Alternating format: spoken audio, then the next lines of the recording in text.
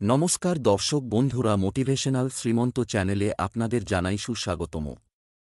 আজকে আপনাদের সামনে যে বিষয়বস্তু নিয়ে আলোচনা করব তা হল নতুন প্রাণের সঞ্চার করবে শিক্ষাকর্ম সম্পর্কে স্বামী বিবেকানন্দের বাণী।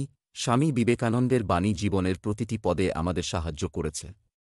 যুব সম্প্রদায়ের মনে নতুন প্রাণের সঞ্চার করেছিলেন স্বামীজি। সঠিক চরিত্র গঠনের ওপর জোর দিয়েছিলেন তিনি। তার পাশাপাশি শিক্ষা ও কর্ম সম্পর্কেও যুব সমাজকে উদ্ভূত করেছেন তিনি।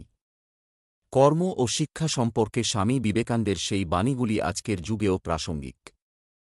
ভারতভূমিকে বিভিন্ন কালে যে মনীষীরা সমৃদ্ধ করেছিলেন তাদের মধ্যে অন্যতম হলেন স্বামী বিবেকানন্দ।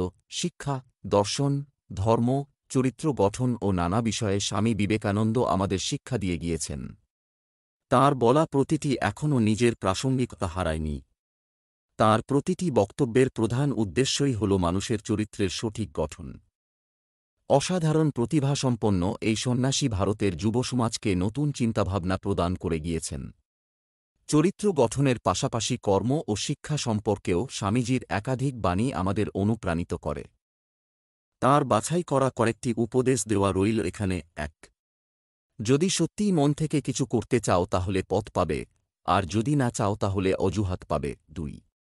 সাহসী লোকেরাই বড় বড় কাজ করতে পারে। ৩. একদিনে বা এক বছরে সফলতার আশা করো না, সবসময় শ্রেষ্ঠ আদর্শকে ধরে থাকো। ৪. বিশ্ব একটি ব্যায়ামাগার, যেখানে আমরা নিজেদেরকে শক্তিশালী করতে এসেছি।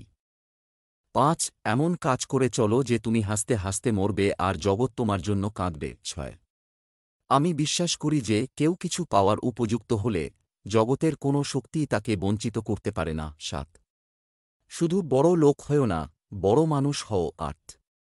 সারাদিন চলার পথে যদি কোনো সমস্যার সম্মুখীন না হও তাহলে বুঝবে তুমি ভুল পথে চলেছ। ৯.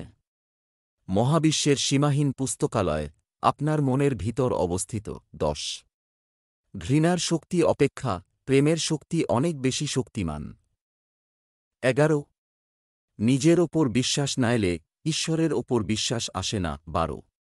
দুনিয়া আপনার সম্বন্ধে কি ভাবছে সেটা তাদের ভাবতে দিন। আপনি আপনার লক্ষ্যগুলিতে দৃঢ় থাকুন, দুনিয়া আপনার একদিন পায়ের সম্মুখে হবে। ১৩. অন্য কারও জন্য অপেক্ষা করো না, তুমি যা করতে পারো সেটা করো, কিন্তু অন্যের উপর আশা করো না। ১৪. যা কিছু আপনাকে শারীরিক, বৌদ্ধিক এবং আধ্যাত্মিকভাবে দুর্বল করে তোলে সেটাকে বিষ ভেবে প্রত্যাখ্যান করুন। ১৫. জীবে প্রেম করে যেই জন সেই জন সেবিছে ঈশ্বর। আশা করি বন্ধুরা ভিডিওটি দেখে আপনাদের ভালো লেগেছে। ভালো লাগলে আপনজনের উদ্দেশ্যে শেয়ার করবেন, চ্যানেলটি সাবস্ক্রাইব করবেন। আজ এখানেই শেষ করছি। ঈশ্বর আপনার মঙ্গল করুক। নমস্কার, ধন্যবাদ।